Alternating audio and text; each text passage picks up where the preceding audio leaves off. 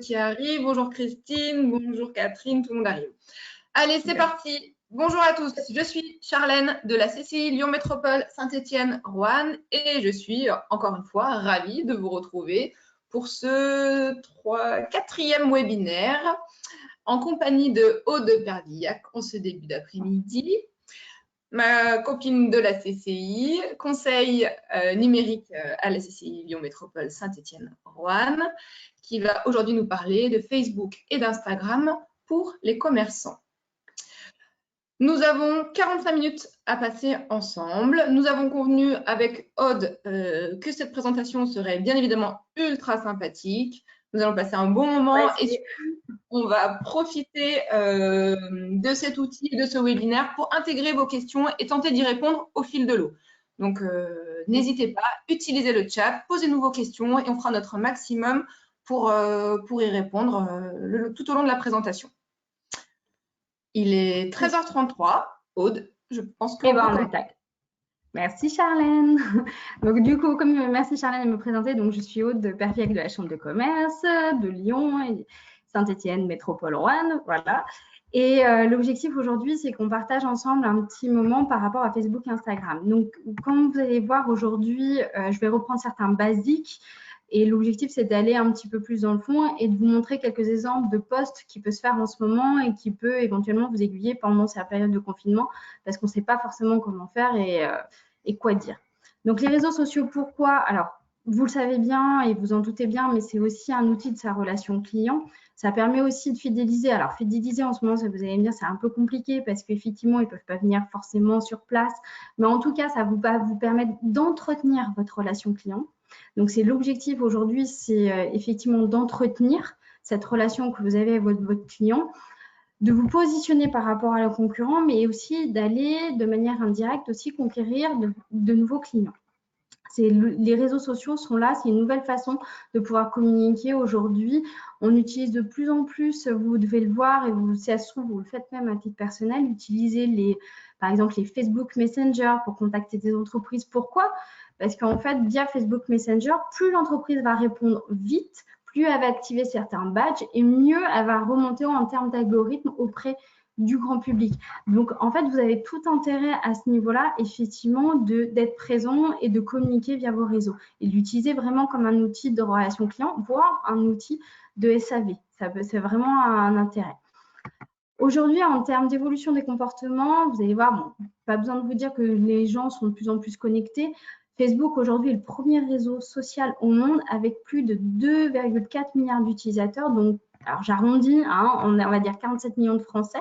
Et Instagram, aujourd'hui, on est 1 milliard d'utilisateurs avec 28 millions de Français. Sachant que si vous le savez, ou en tout cas je vous le dis, Facebook, Instagram, eh ben, c'est la même maison. Donc, d'imaginer, on fait 47 plus 28 millions de Français, le nombre de potentiel de personnes que vous pouvez toucher via les réseaux est très important. Après, on ne dira pas la même chose sur Facebook et sur Instagram, mais vous ne ciblez pas la même population. Mais aujourd'hui, il y a un nombre croissant d'utilisateurs sur les réseaux et en moyenne, les gens passent 82 minutes sur les réseaux sociaux. Alors, ça, c'est hors confinement. On est bien d'accord qu'aujourd'hui, quand vous regardez un petit peu sur les réseaux ce qui se passe, on voit que les temps sont doublés, voire triplés sur les réseaux sociaux parce qu'effectivement, c'est un moyen de communiquer, de rester en contact et de s'occuper malgré tout aussi, je peux me permettre. Mais voilà. Donc, c'est un temps qui est important et sur Facebook et Instagram, vous n'allez pas avoir effectivement la même typologie de personnes qui vont vous suivre. On dit souvent que Facebook se pépérise un petit peu, mais il vous permet d'avoir accès à certaines choses que ne permet pas d'avoir Instagram. Voilà. Les audiences, voilà, un petit peu de chiffres et de statistiques pour que vous puissiez vous en rendre compte. Donc, Facebook, vous voyez que les 4 premiers sont Facebook, YouTube, Instagram et WhatsApp. D'accord? Et aujourd'hui, Facebook, Instagram, WhatsApp, c'est la même maison. Donc, l'empire, quand même, Facebook est présent sur les 4 premières marches du podium sur 3. Sur 3 des 4 premières marches. Pardon, je reprends l'inverse. Donc, voilà, il y a quand même une puissance qui est assez énorme en termes de visibilité. Sachant que YouTube, aujourd'hui, je vous mets en réseau social. Alors, les gens n'avaient pas forcément... dans l'idée que ça devenait de plus en plus un réseau social et au contraire, ça le devient de plus en plus. On fait de plus en plus de vidéos YouTube. vos enfants, vous-même, si ça se trouve, suivez des youtubeurs qui font des millions de vues et des millions de followers et qui ont une puissance d'action assez relativement importante. Voilà, mais YouTube devient un vrai leader en termes de réseau social et va se développer de plus en plus, sachant que Google égale YouTube, ça aide aussi en termes de référencement. Petite mise à part. Alors, les étapes clés. En termes d'étapes clés, donc la première chose… Vas-y. Excuse-moi. Allez, je me permets de te couper parce qu'on a déjà une petite première question de Maxime qui nous demande, tu as parlé d'outils de SAV dans l'utilisation des réseaux sociaux. Oui, ça présente. Ouais. Voilà. Est-ce que tu peux un petit peu développer ce point et sur l'usage qu'on peut en faire? Alors, sur les SAV, il y en a beaucoup qui l'utilisent pour poser des questions sur les produits ou quand ils ont des questions. Par exemple, effectivement, vous avez mis en lien sur votre site ou sur votre boutique Facebook ou autre un produit. Est-ce que déjà d'une, il est toujours de stock, toujours disponible?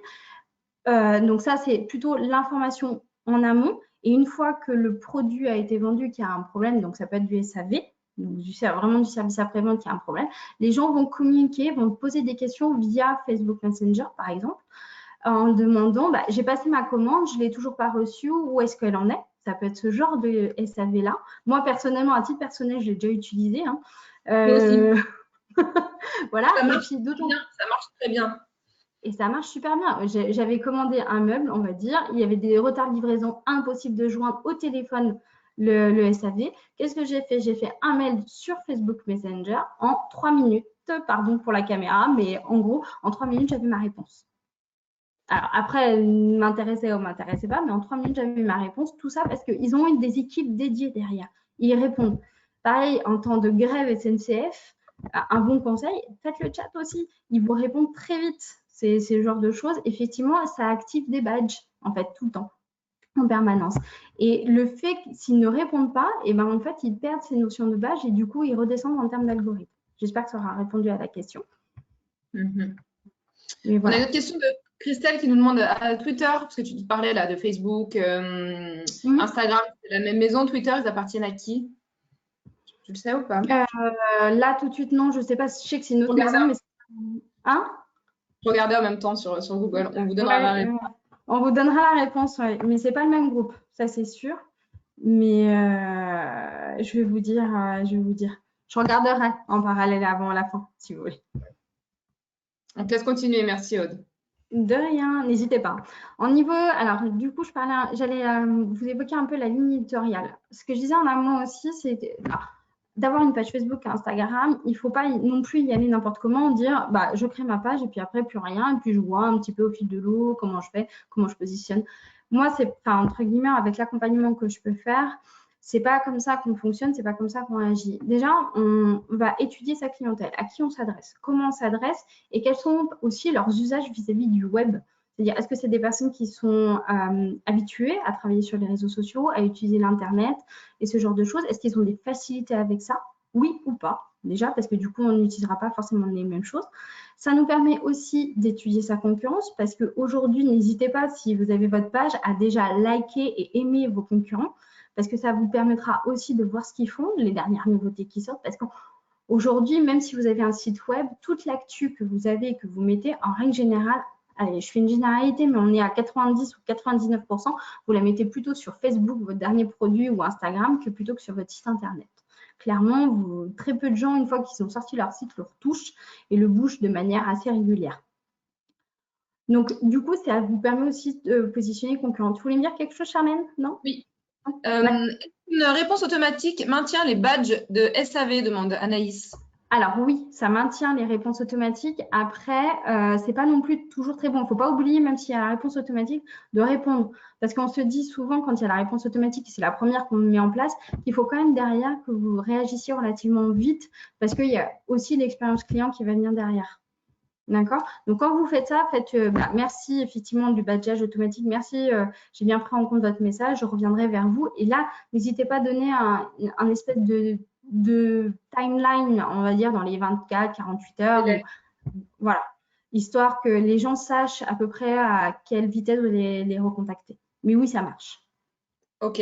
On a Thierry aussi qui nous demande, ça c'est une question un petit peu plus technique. Il avait un compte Facebook Pro créé par une ancienne collaboratrice. Elle les a Et comment elle fait pour récupérer ses codes d'accès?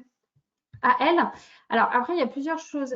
Si c'est une page Facebook, il y a ce qu'on appelle dans les paramètres, vous avez des rôles par rapport à cette page. Et s'il y a qu'elle qui a un rôle d'administrateur, ça va être très compliqué. En fait, il faudra qu'elle aille sur la page pro et qu'elle nomme quelqu'un d'autre en tant qu'administrateur. Il faut aller dans le petit onglet des paramètres. En fait, il faut convaincre l'ancienne collaboratrice. Ouais, il faut recontacter l'ancien. En fait, il faut déjà aller sur la page pro. Est-ce qu'il y a quelqu'un qui a accès autre que cette personne à la page pro en tant qu'administrateur? Si oui, en fait, il faut que la personne qui a accès aille dans les paramètres, dans les rôles pour enlever cette personne, cette ancienne collaboratrice en tant qu'administrateur. S'il n'y a qu'elle qui a accès, là, c'est plus compliqué. Il va falloir la contacter, qu'elle aille sur la page pro, qu'elle nomme quelqu'un d'autre qui ça se fera en 2 temps. Cette personne qu'elle aura nommée aura accepté ce rôle d'administrateur et le nouvel administrateur enlèvera cette ancienne collaboratrice. J'espère que j'étais à peu près claire. Ok, merci Aude. De rien. Continue. On continue? Ça marche. Sur la ligne éditoriale, donc on personnalise le message, on l'humanise. Moi, j'ai souvent une règle, je dis attention par rapport aux algorithmes, il faut modérer votre publicité. Il y a une règle de ce qu'on appelle des 80-20. C'est-à-dire qu'on parle 80% d'autre chose et on parle 20% de soi. Alors, vous allez me dire, c'est facile à faire? Bah non, justement, on est bien d'accord, c'est pas du tout facile. Ce que je dis est un peu trop simple. Mais l'objectif, c'est aussi de parler de vous de manière un peu détournée. Ça peut être, alors, je prends un exemple qui n'est pas aujourd'hui forcément à propos, mais quand par exemple j'ai accompagné des restaurateurs, c'était pas forcément mettre, on va dire en photo la carte du jour et venez manger. Le plat du jour, c'est, je sais pas moi, le poisson, la dorade. C'était plutôt prendre par exemple le chef en train de préparer le poisson et en disant par exemple aujourd'hui, voilà, le chef est en train de travailler son plat du jour. On n'a pas dit en fait à sa communauté, venez manger chez moi, vous allez manger de la dorade ce midi, mais on le fait de manière un peu détournée. Et ça rentre dans la règle. Et pourquoi on dit dans la règle des 80-20? C'est que Facebook, en fait, n'oubliez pas que Facebook, alors c'est valable Facebook et Instagram, mais Facebook et Instagram, pardon, ils ont des petites choses qu'ils aiment bien vous faire payer, qui sont des publicités, des Facebook Ads. Donc, si vous faites que de la publicité, eux, en fait, ils vont vous baisser en termes d'algorithme, mais vous allez moins remonter vis-à-vis de votre audience, en fait. Pourquoi? Parce que eux, leur intérêt, c'est que vous leur achetiez de la pub, quoi, clairement. Donc, en fait, plus vous allez faire des liens commerciaux, plus ça va être compliqué pour vous après derrière de remontrer. Donc, l'objectif, c'est de parler de vous de manière un peu détournée. On avait, par exemple, une fleuriste qu'on accompagnait. Je prends souvent l'exemple qui avait mis une photo de sa composition et qui avait souhaité un bon dimanche. Voilà, aujourd'hui, on n'était pas sur quelque chose de venez acheter mon dernier bouquet parce que vous êtes invité à midi. Mais c'était, par contre, vous saviez que si vous vouliez ce bouquet, vous pouviez aller chez elle et acheter ce bouquet. Voilà, c'est des choses un petit peu détournées qu'on peut faire pour parler de soi, mais sans faire trop de publicité et montrer son savoir-faire. Oui. Dis-moi. Du coup, pour répondre à Sophie, cela veut dire que l'on évite de mettre le lien de son site dans un post. Oui. Alors oui, on peut le mettre, mais pas systématiquement. Systématiquement. Je vous montrerai un petit peu, il y a des manières détournées après quand vous faites du e-commerce, de pouvoir faire des liens, de pouvoir suivre en fait si ces liens ils ont marché, d'avoir des statistiques sur ces liens. Mais effectivement, on évite de faire trop de liens tout le temps. En fait, il faut bien respecter, faire attention à la règle des 80-20. Oui. Justement, Julie nous demande, cette règle des 80-20, elle est autant valable pour les stories que pour le feed? Alors, les stories, je les mets un petit peu à part parce que je mettrai plus pour le feed, plus pour les posts que vous faites, sachant que de toute façon, sur Instagram, vous pouvez mettre qu'un seul et unique lien qui est celui de la bio. Je vous montrerai pour ceux qui ne savent pas ce que c'est que la bio, ce qui n'est pas le cas pour Facebook, vous pouvez mettre des liens dans chaque post. Alors, Instagram aussi, vous pouvez mettre des liens, mais il faut avoir un nombre d'abonnés assez immense, ce qui n'est pas forcément le cas quand on débute, en tout cas. Ok. On a encore une question de Anne qui nous dit le post Instagram peut se partager avec Facebook alors que la finalité n'est pas du tout la même. Pas tout la même, pardon. Est-ce donc vraiment judicieux? Non, ça répond, en fait, vous évoquez une des choses dont je vais parler un peu plus tard, c'est-à-dire qu'on ne met pas la même chose sur Facebook et sur Instagram.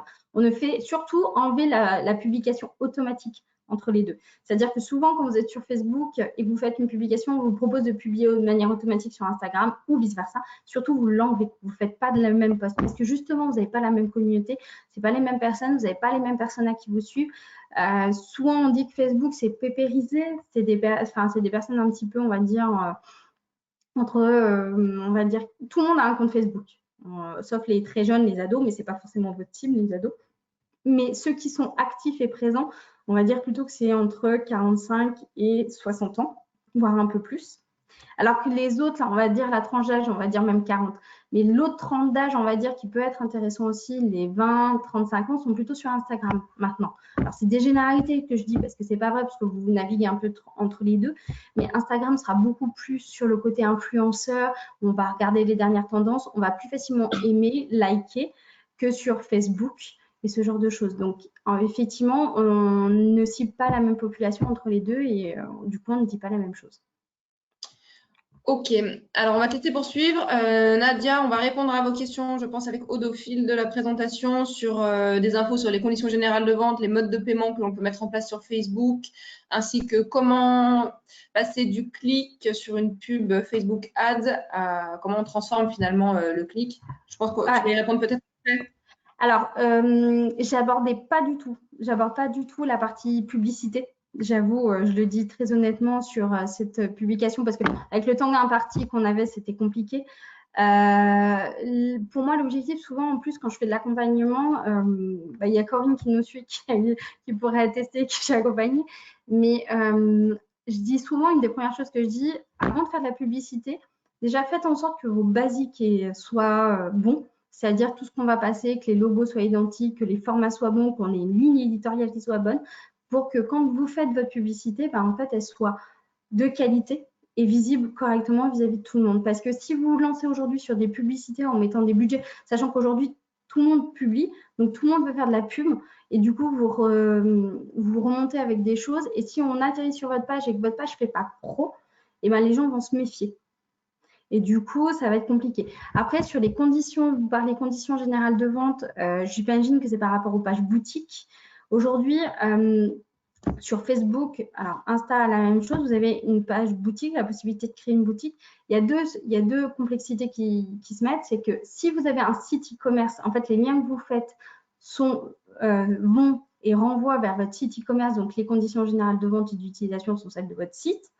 Maintenant, si vous faites une page boutique et vous n'avez pas site e-commerce, donc là, ça va être, on va dire, vous allez acheter de mano à mano, entre guillemets, et le règlement va se faire par message interposé. Donc là, vous allez faire par Facebook Messenger, comment est-ce que vous voulez me payer, par chèque, par virement, par PayPal et ce genre de choses. Par contre, attention, on est toujours sur des codes général de vente et d'utilisation du e-commerce. Donc, il faudra, avant que la vente soit conclue, que vous ayez défini la quantité, tous les codes un petit peu. Ça, c'est des liens éventuellement qu'on pourrait mettre après en amont. Il y a sur le site du gouvernement, je crois que vous avez pas mal de choses sur le e-commerce et les modes de solution de paiement en ligne pour les commerçants et e-commerçants actuellement avec les phases de confinement de ce qui peut se passer. Mais il y aura toujours des conditions générales de vente qui seront à faire attention. Ok. Oui, François, vous recevrez les slides après le webinaire ainsi que le lien YouTube du webinaire qui est enregistré. Très dur de coller au format de Facebook. Y a-t-il un truc particulier pour coller au format de Facebook? Coller au format. Pardon? Coller au format, qu'est-ce qu'il entendait On va parler des images. Alors, ouais. Alors, les images, je vous les ai mis justement, c'est d'où ma slide là. C'est qu'en fait, ici, là, je vous ai mis le logo, je vous ai mis 180 par 180 pixels en format PNG.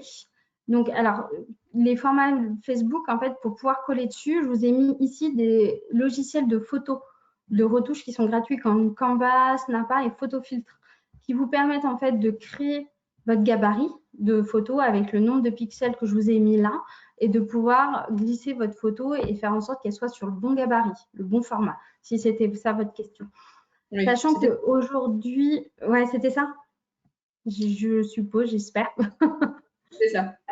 Moi, là, je vais vous montrer les basiques par rapport aux pages Facebook avec justement les gabarits parce que je considère qu'une des premières choses à faire aujourd'hui, c'est de faire en sorte que vos pages soient correctement personnalisées et mises en place avant justement de vous lancer vers des choses, on va dire, payantes. Donc, faites attention que ce soit sur Facebook, Instagram ou même tous vos réseaux sociaux. Alors, LinkedIn mis à part parce qu'on met sa photo à soi, mais mettez bien le logo, le même logo sur tous vos supports. Faire en sorte qu'il y ait une continuité et qu'on sache que lorsqu'on navigue entre vos différents réseaux sociaux, on ait exactement la même chose de partout et qu'on sache qu'on est toujours dans la même boutique. Et faire en sorte qu'il rentre le logo dans ce fameux rond. Là, je pense que vous voyez ma souris, mais faire en sorte voilà, que ça rentre vraiment dans ce rond et que ce ne soit pas entrecoupé. Ici, quand vous êtes ce qu'on appelle la couverture, alors là, il n'y a qu'une photo, mais vous pouvez en mettre plusieurs, vous pouvez même mettre des vidéos. Mais ici, sur votre couverture, l'objectif, quoi? C'est de mettre une photo qui représente votre activité. Là, aujourd'hui, on devine à demi-mot que c'est un restaurant. On pourrait mettre une photo du plat du jour, on pourrait mettre des photos de bijoux lorsqu'on est bijoutier.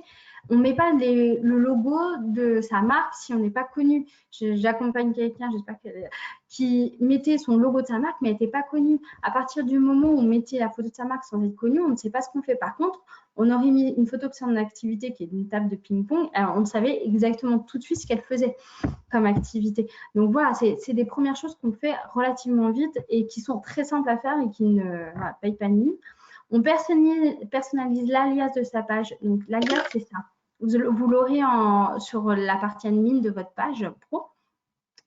On le met de manière propre. Ça vous fait des URL comme ça qui sont très propres. On sélectionne ici aussi ces onglets.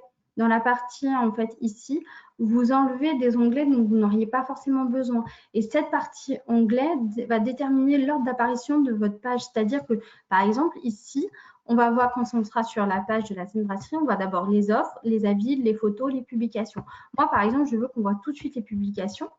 Enfin, d'abord les avis, parce qu'on est un restaurant, et ensuite, je veux voir les publications. Donc, je mets d'abord les avis, je remontais, je mets après les publications. Par contre, aujourd'hui, on met les offres si, par exemple, on est en phase de recrutement.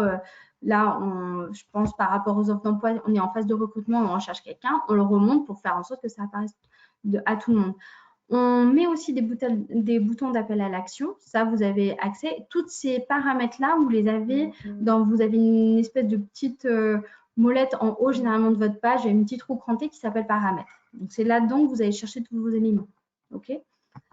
Là, quand on est sur la page des à propos, donc, on rajoute ses moyens de contact.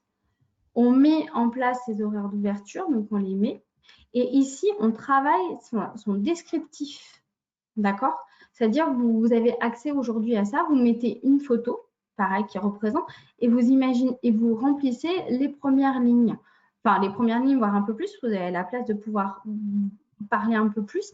Par contre, attention, quand on sera sur la page en haut, ici, alors on ne voit pas bien dans mon exemple parce que je n'ai pas fait un screenshot global, mais ici, quand vous êtes sur une page, vous n'avez que les 3-4 premières lignes. Donc, faire attention de toujours mettre dans les débuts, ce qui n'est pas le cas ici, c'est des choses qu'on a retravaillées par la suite, mais les 3 premières lignes les plus importantes. C'est-à-dire, qu'est-ce qui détermine votre commerce, votre activité aujourd'hui.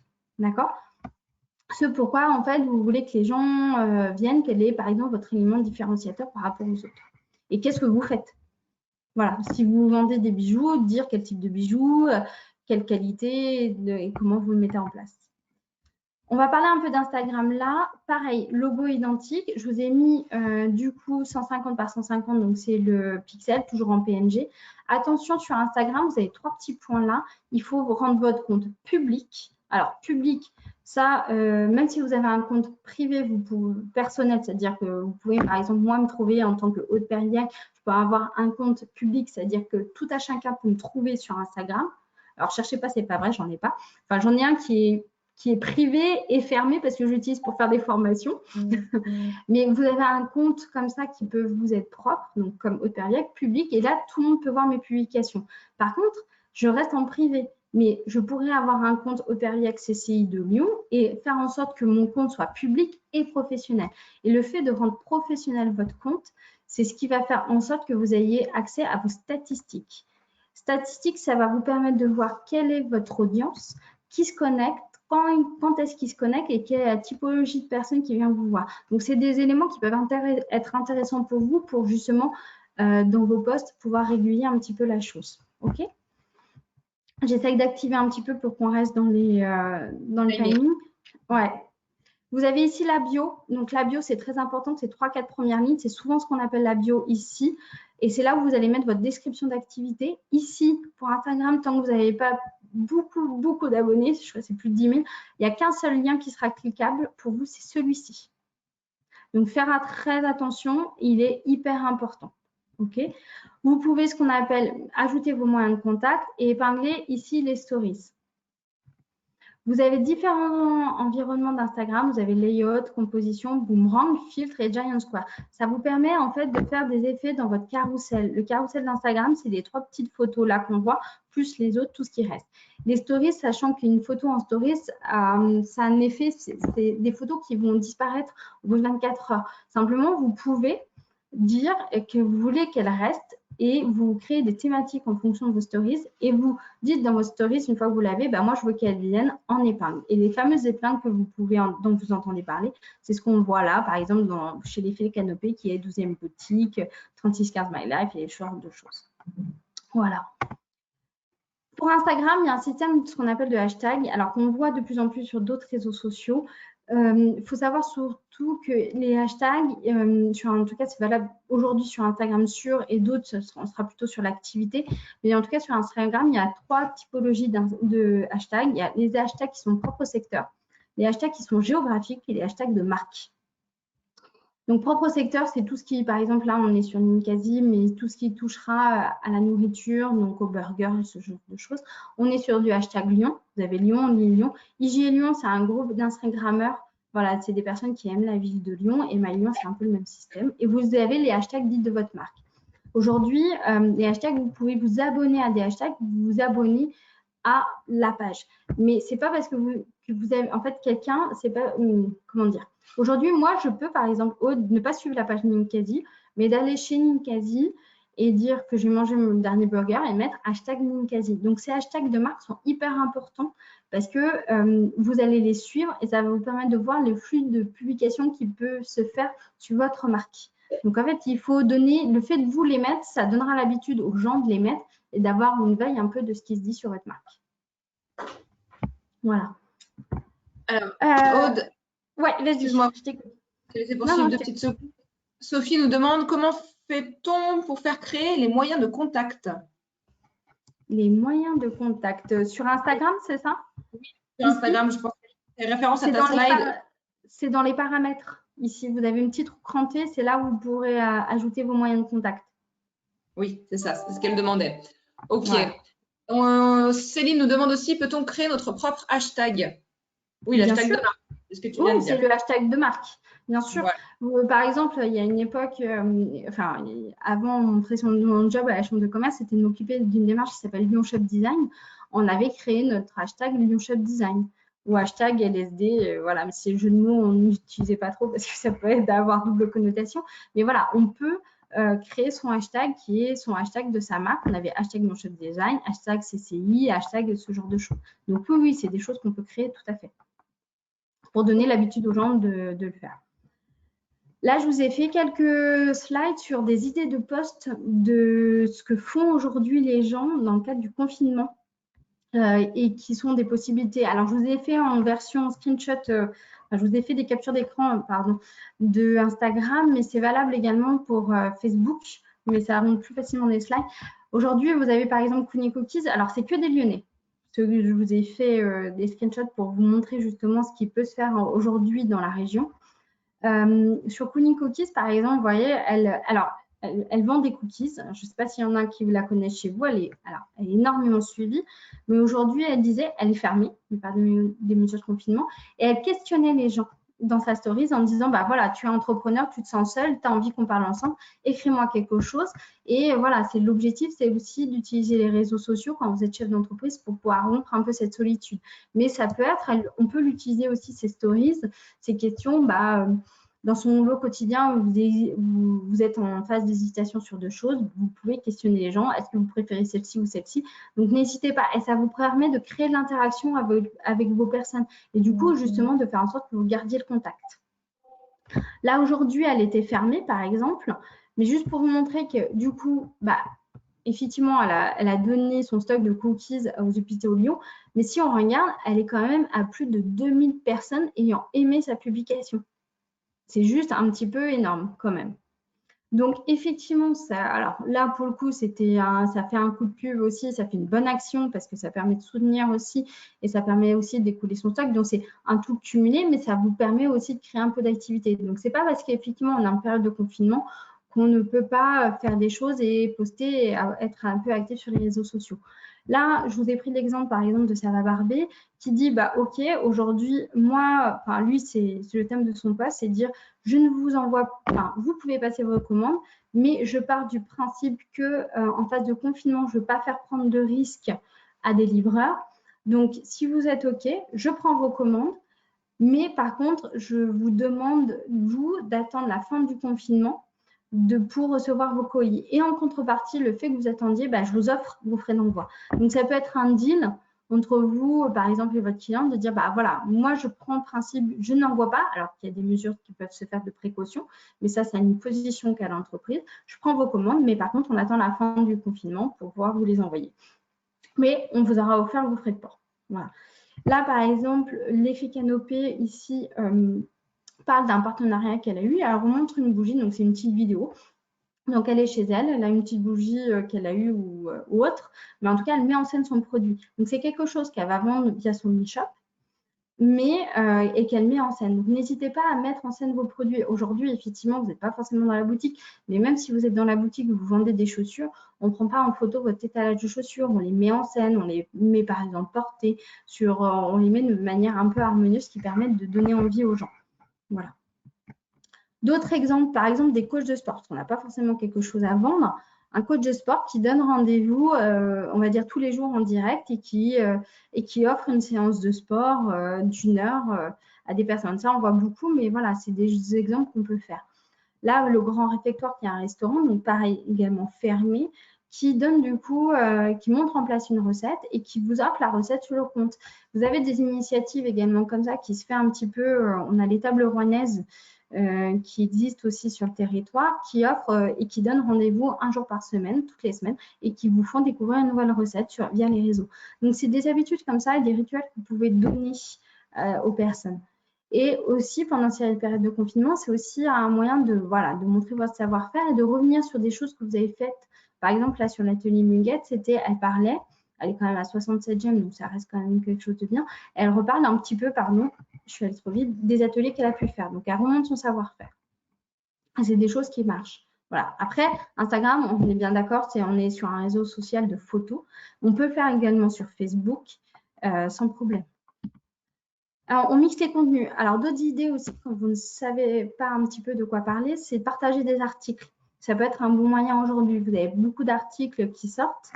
Vous pouvez partager des articles et dire surtout, on ne fait pas un partage brut, on dit pourquoi on a aimé cet article-là.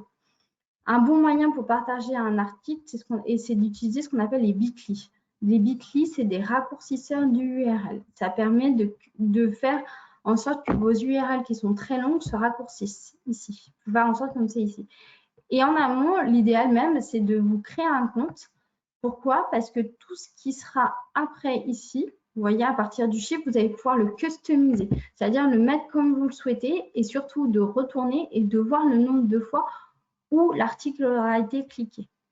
Et ça veut dire voir si du coup les gens ont cliqué, ont eu un intérêt sur l'article. Mais ce genre de choses peut être aussi utile si vous faites du e-commerce. Par exemple, vous faites la promotion d'une chaussure, vous allez sur Bitly. Alors, je vous donne l'étape de base pour pouvoir publier via un Bitly. C'est-à-dire qu'en amont, vous avez enregistré en format PNG, JPEG votre photo. D'accord? Donc là, si c'est sur l'article, vous l'avez enregistré, vous faites un clic droit enregistrer sous. Si c'est votre chaussure que vous avez via votre e-commerce, vous l'avez déjà. Vous allez sur votre Bitly, vous copiez et collez l'URL pour la raccourcir, vous la customisez. D'accord? Donc après, deuxième étape, autre étape, vous allez sur Facebook ou Instagram, n'importe, vous sélectionnez votre photo, vous mettez votre commentaire et après, vous dites, pour plus d'infos, allez sur Bitly. Et là, vous copiez-collez votre lien Bitly. Je ne sais pas si ça a été clair, mais voilà. Et ça vous permet de suivre des statistiques et de voir le nombre de personnes qui auront pu interagir et regarder l'intérêt ou pas de ce post. Voilà. Vous pouvez faire aussi du repost. Le repost, l'objectif aujourd'hui, c'est il y a peut-être des personnes qui sont passées dans votre boutique et qui justement ont aimé je sais pas, le dernier article et la photo est jolie, vous l'avez bien aimé. Vous faites ce qu'on appelle un repost. Ça veut dire que vous lui empruntez sa photo avec son accord préalable. C'est-à-dire que si vous avez vu une photo qui est par exemple un influenceur qui est venu chez vous, sans vous le dire, alors, généralement ils se présentent quand même, et qu'ils ont publié, ils aiment bien, vous lui faites un petit message en privé, vous lui demandez l'autorisation d'utiliser sa photo. Donc, en règle générale, si vous faites bien les choses et si vous lui demandez bien en amont, il vous dira oui. Donc là, du coup, vous prenez en capture d'écran avec votre smartphone sa photo, vous la recadrez pour faire en sorte qu'elle soit jolie et vous mettez votre commentaire et vous dites bien que c'est un repost, comme j'ai pu vous montrer et que je vous ai souligné, repost, et vous citez le compte et vous lui dites, par exemple, merci d'être venu nous voir et merci pour cette jolie photo. Voilà, ça fait des publications et vous pouvez revenir un petit peu en amont sur ce qui avait pu être fait et ça vous fait des posts un peu sympas et permet de passer. On fait aussi connaître sa présence sur les réseaux sociaux. Ne pas oublier, quand on a un site internet, de bien mettre les logos sur les réseaux sur lesquels on est. Faire en sorte que les liens que vous avez ici soient cliquables et renvoient bien vers vos pages à vous. Et vous enlevez les liens des réseaux sociaux sur lesquels vous n'êtes pas. C'est très important, mais il y en a peu forcément qui le fassent. Si vous faites par exemple des goodies, ce genre de choses, n'hésitez pas à mettre les liens vers les réseaux sociaux. Si vous faites par exemple du e-commerce et vous envoyez votre colis, mettez bien dans ces cas-là un petit mot par exemple, vous pouvez faire, c'est pas très cher. Merci pour votre commande et suivez nos dernières nouveautés sur nos réseaux sociaux. Et là, vous mettez les logos avec les noms des pages, comme vous pouvez le voir ici. Alors là, c'est sur une boutique, donc on peut le dire aussi, mais n'hésitez pas à dire, voilà, merci, suivez-nous, vous mettez le logo Facebook et Instagram, si c'est que Facebook et Instagram, par exemple, avec le nom du compte. Il y a des choses aussi toutes simples à faire, c'est sur vos signatures mail. Je vous laisserai voir combien d'entre vous aujourd'hui ont leur logo des réseaux sociaux sur leur signature mail. Peu, très très peu d'entre vous, et pourtant c'est gratuit, c'est facile, et c'est un bon moyen de montrer sa présence sur les réseaux. Parce qu'aujourd'hui, vu le nombre de mails qu'on fait aujourd'hui, c'est un moyen qui est dommage. Charlène, tu voulais me dire quelque chose ou non? C'est bon? Non, alors on a Nathalie qui nous demande s'il sera possible d'envoyer le protocole Bitly avec la présentation. Peut-être qu'on pourra rajouter une page de copie écran. Oui, je pourrais rajouter si vous voulez. Je vous fais un petit Bitly. Ok. Alors du coup, vous n'aurez pas le temps que je reprenne un petit peu, je vous fasse une slide. Ça ne passera pas très long, mais le temps que je vous fasse ça, ça sera peut-être pas tout de suite que vous l'aurez. Mais pour lundi, c'est bon. Pas dans l'heure qui suit, quoi. Voilà, mais pas de souci. Dans vos publications, n'hésitez pas de faire ce qu'on appelle des call to action. Alors, c'est facile, mais n'hésitez pas à dire cliquer, partager, commenter. N'hésitez pas aussi à poser des questions pour faire en sorte que les gens soient interpellés et vous répondent pour créer de l'interaction. Parce que plus il y aura d'interaction sur vos posts, plus en fait les gens, l'algorithme va aimer, plus vous allez remonter en fait auprès de l'audience et plus les gens vont interagir aussi, ça va interagir sur leur entourage et petit à petit en fait votre communauté va s'agrandir. Donc n'hésitez pas et puis vous remerciez tout le monde. Alors ça on va parler un petit peu des remerciements. Vous ajoutez des emojis mais pas trop. Moi j'ai tendance à dire 2 maximum par post, sinon après ça fait un peu trop. On publie. Alors vous avez pour la publication on a un peu parlé déjà en amont mais il faut pas déserter les réseaux sociaux, il faut savoir publier à des moments un peu plus opportuns que d'autres. J'ai souvent tendance à dire pour les restaurants, souvent c'est vers 11h qui est le meilleur moment pour pouvoir publier, tout ce qui est un peu dans le domaine de la bourre, restauration, traiteur. Aujourd'hui, bon, c'est un peu compliqué, mais si vous devez publier une recette, c'est pas mal vers 10h30, 11h de la publier parce que c'est l'heure à laquelle les gens vont chercher de l'information. Donc, n'hésitez pas. On a sur Facebook la possibilité de programmer ses posts, ce qui n'est pas le cas aujourd'hui sur Instagram. Sur Instagram, aujourd'hui, il n'y a pas d'outils gratuits qui vous permettent de le faire aujourd'hui. Ce qui n'est pas le cas sur Facebook. Et sur Facebook, il faudra aller dans publication et outils de publication qu'on peut voir là. Voilà. Ça permet de préparer ses posts en amont. Analyser, interagir, donc c'est voilà, suivez vos statistiques. N'hésitez pas à regarder le nombre de personnes qui cliquent, qui aiment. Alors, il n'y a pas forcément toujours de règles en la matière, mais c'est bien de regarder un petit peu quand même et d'essayer d'affiner les meilleurs moments pour vous de poster justement. Au début, n'ayez pas peur de tester, de poster, de voir comment ça réagit pour justement pouvoir adapter au mieux vos publications et vos commentaires par rapport à, voilà, à ce que vous faites. Et les Bitly, c'est aussi un moyen en plus de pouvoir voir justement si les publications ont été aimées parce qu'il y aura des clics ou pas dessus. Quelques petits conseils. Alors, souvent, je dis répondre à tous les commentaires, même positifs. C'est-à-dire que les gens ont pris le temps de répondre et de mettre un commentaire. Le minimum que vous devez faire, c'est de mettre un j'aime et les remercier. Ça paraît bête et c'est évident, mais c'est hyper important. Moi, ça me ferait plaisir. Par exemple, j'ai pris le temps de faire une recommandation et déjà, souvent, on a plus tendance quand on met des avis à dire et à publier quand on n'est pas content. Et quand on le fait, quand on est content, c'est quand même relativement rare. Donc, la personne qui a pris le temps de le faire, il faut la remercier. Pareil, les commentaires négatifs, on ne les supprime pas. C'est-à-dire que quelqu'un qui n'est pas d'accord avec ce que vous avez pu dire, alors, parce que du coup, n'oubliez pas qu'on est sur l'outil de la gestion relation client, vous lui dites, OK, je peux comprendre que vous ne soyez pas d'accord. Si vous voulez, je vous propose qu'on en échange ensemble, mais en conversation privée.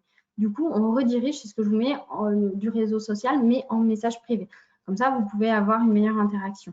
Certaines fois, ce n'est pas forcément négatif. Hein. Moi, ça m'est arrivé dans mon précédent job où donc, du coup, Lyon Chef Design, c'était un concours où on faisait la promotion des commerces qui ont été créés ou rénovés avec l'aide d'architectes designers. Et il y a eu quelqu'un qui m'a dit, bah, ouais, mais moi, mon commerce, il est super beau, mais c'est mes idées à moi, elles me sont propres, elles me sont belles. Je n'ai pas fait appel à un architecte designer, je ne suis pas d'accord, j'aimerais candidater.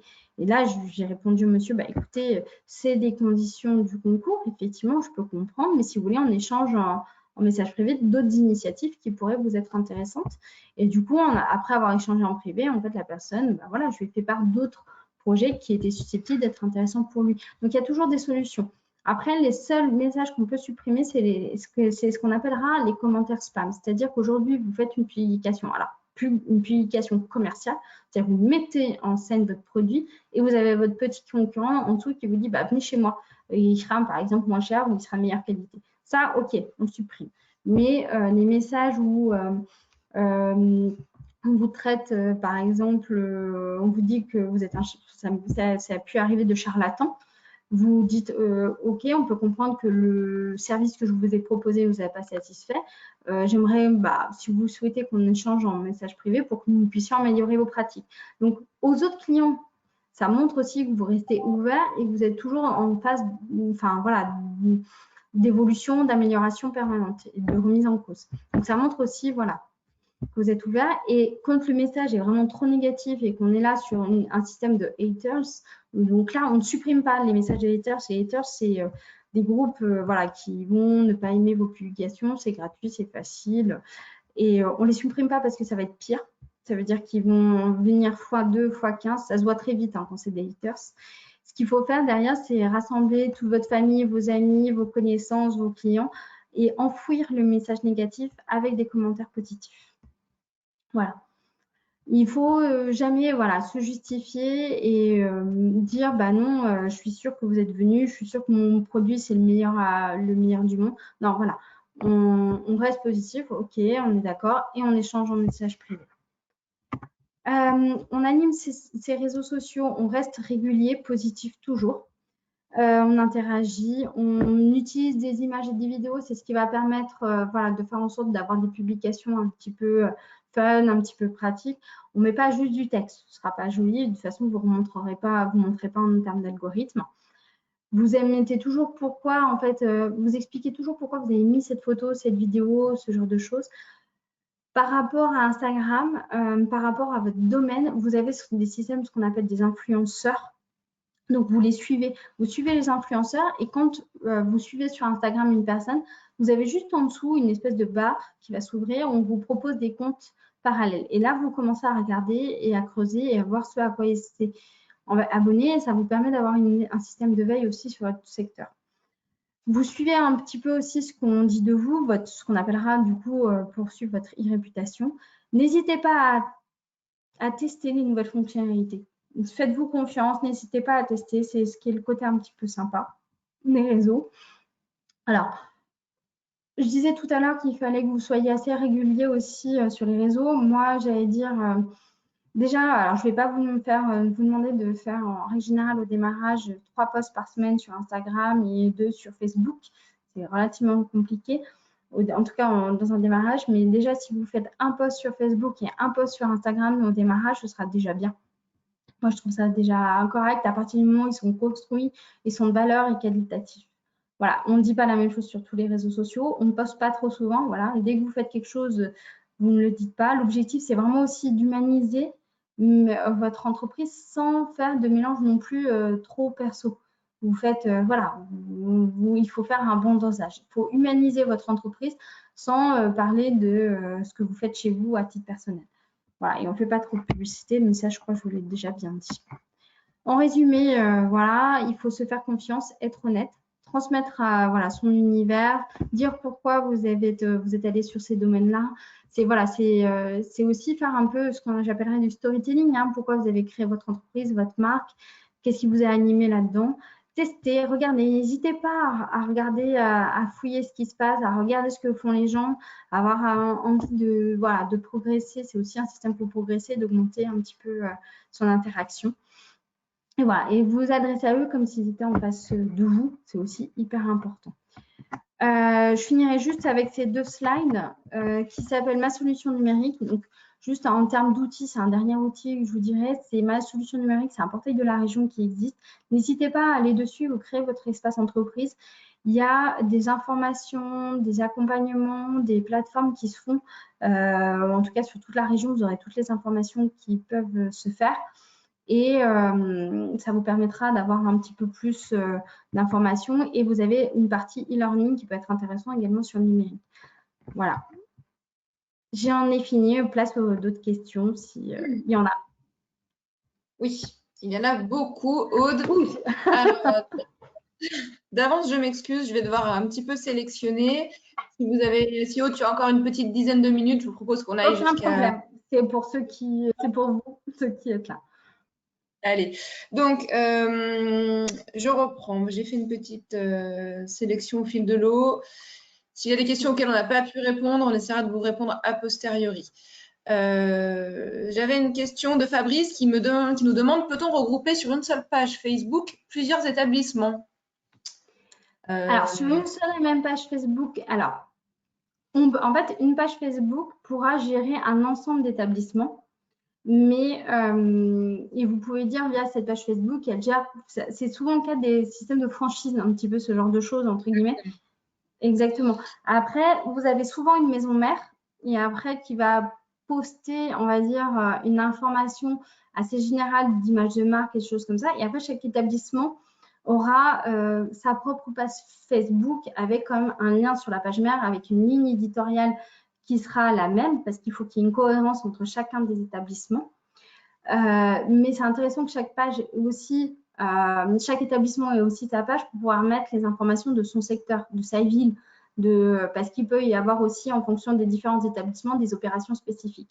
Ça, c'est quand on commence à être un gros compte. Si vous avez 2-3 établissements et que c'est vous-même qui les gérez, que vous n'avez pas forcément… c'est peut-être intéressant de rester que sur une page et de dire à chaque fois que vous faites une publication, attention, peut-être mettre au début en crochet la ville que ça concerne ou l'établissement que ça concerne et votre message. Ça peut être une solution.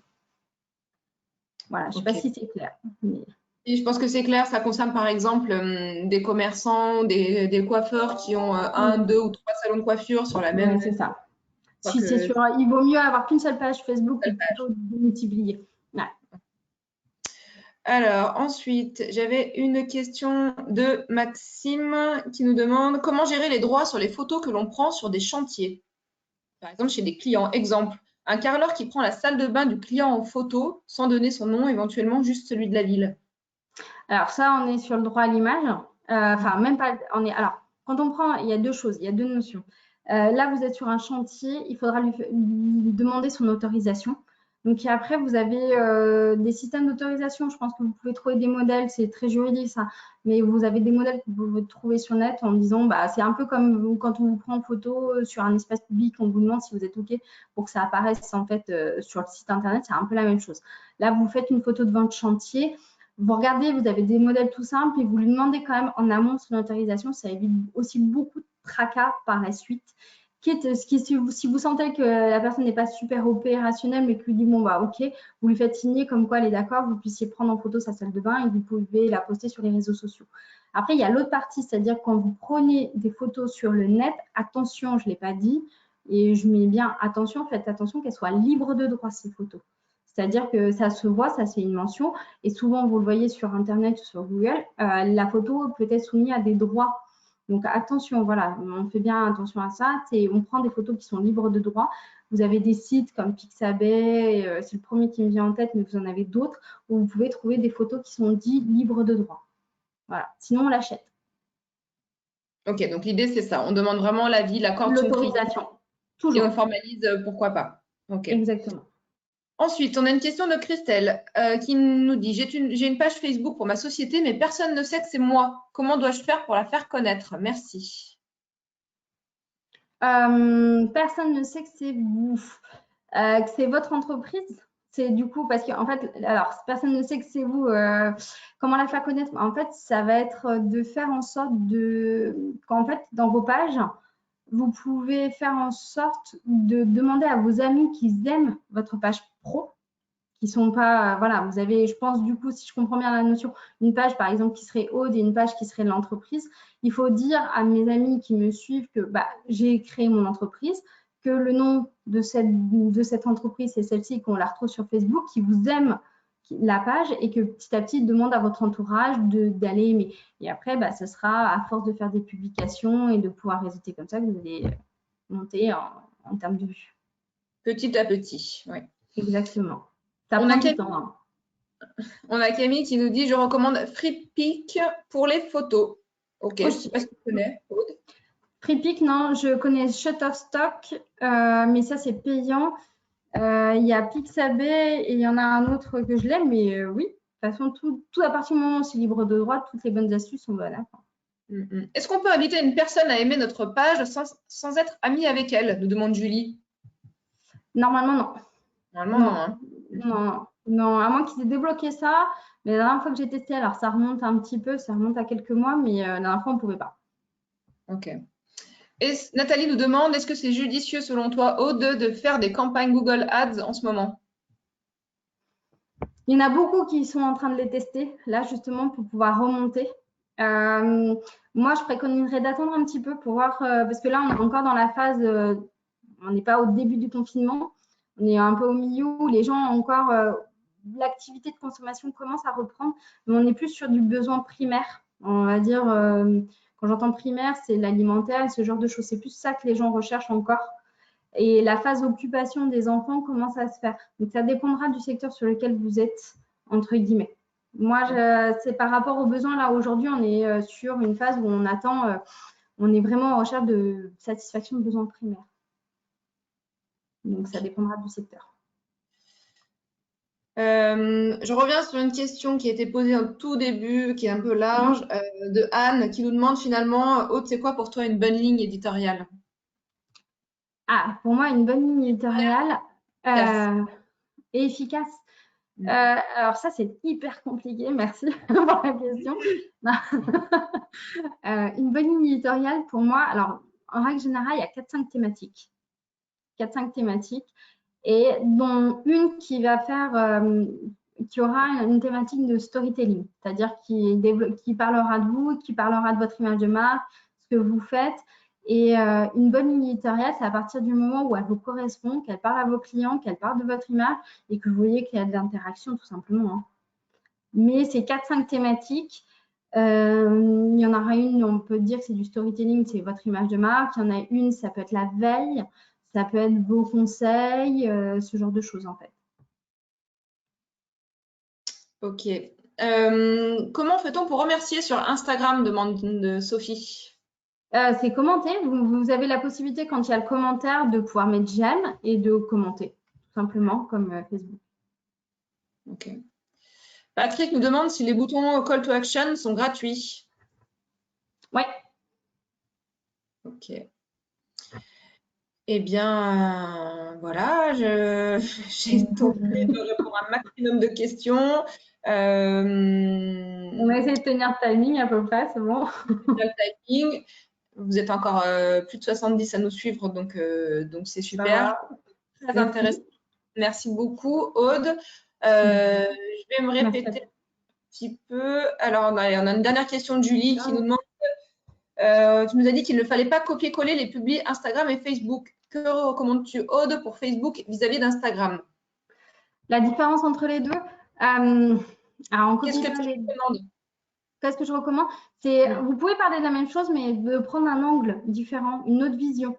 Par exemple, Instagram, vous pouvez prendre le côté un petit peu plus lifestyle de la chose dans le domaine, on est plutôt dans tout ce qui est lifestyle, les nouveaux modes de consommation, ce genre de choses. Prendre cet environnement un peu mode, un peu design, un peu, voilà. Alors, Facebook, voilà. Facebook, on est plus dans le concret, voilà, on met les liens, on est plus, voilà, plus direct, on va dire. Ok. Allez, une dernière et puis on s'arrête, promis. Qu'est-ce que tu nous recommandes, Aude, entre l'activité sur une page pro et sur un profil pro? Je pense que c'est une page pro et un profil perso. Alors, il y a deux choses. Attention, il y a, alors ça, c'est pour Facebook ou Instagram, ça va dépendre. Quand on est sur le fait d'avoir, alors sur Facebook, on peut avoir un profil. Moi, par exemple, j'ai accompagné quelqu'un qui, en fait, petit à petit s'est fait connaître en fait avec son profil. Par exemple, ça pourrait être Aude, et qui finalement, en fait, a tellement gagné de followers que du coup, enfin, de personnes qui la suivaient et elle vendait par ce biais-là. Et elle vendait par des sessions. Aujourd'hui, elle vendait par des sessions de Facebook Live, en fait. Et en fait, elle avait tellement de monde qui la suivait sur sa page perso, en fait, que elle n'a pas eu intérêt à basculer en page pro et dit officiel. Là, ça marche bien quand on est sur de la vente chez soi, qu'on n'a pas forcément de lieu d'implantation physique et qu'on n'a pas forcément quelque chose d'hyper structuré, qu'on est en mode complément d'activité, ce genre de choses, ok. Quand on est quelque chose qu'on veut un peu de sérieux, attention, on met bien une page pro Facebook. Parce que c'est ce qui vous permettra d'avoir une boutique en ligne, de suivre vos statistiques. Idem pour Instagram, on est bien sur un compte pro parce que c'est ce qui vous permettra d'avoir une partie statistique. Si vous ne mettez pas la partie pro, vous n'aurez pas accès à vos stats. Et ça, c'est important d'avoir cet accès-là. Et ça montre aussi que vous êtes... Voilà. Ok, super. Allez, merci Aude. Je reprends la main. C'était super intéressant, c'était très, très riche. J'espère que tous les participants ont apprécié. Je vais vous demander encore 2 petites minutes d'attention, c'est très important pour nous. Quand je vais fermer ce webinaire, il y a un petit questionnaire d'évaluation très court, 5 questions qui va s'ouvrir ou que vous allez recevoir par email. D'avance, merci de prendre la peine de répondre à ces questions, c'est très important pour nous. Et puis, j'en profite pour vous annoncer les prochains webinaires de la semaine prochaine. On ne s'arrête pas, on en fait au moins 2 par semaine. Donc, la semaine prochaine, ce sera mardi et jeudi, toujours à la même heure. Rendez-vous à 13h30 pour un webinaire intitulé « Comment se prémunir des cyberattaques dans le monde économique ». Ça sera donc mardi à 13h30 avec Mathieu de la place de l'ANSSI. Et puis, rendez-vous aussi jeudi. Pour vous, commerçants, ça peut être super intéressant. C'est quels sont les outils pour télétravailler efficacement avec Tristan Sévenier de l'espace numérique entreprise. Voilà, ça c'est le programme pour la semaine prochaine. D'ici là, je vous remercie encore. Encore merci Aude. Excellente après-midi. Merci à toi pour l'organisation. Et merci à vous d'être restés. J'espère vous retrouver aussi nombreux la semaine prochaine pour de nouveaux webinaires. Merci à tous. Je coupe. Merci à tous.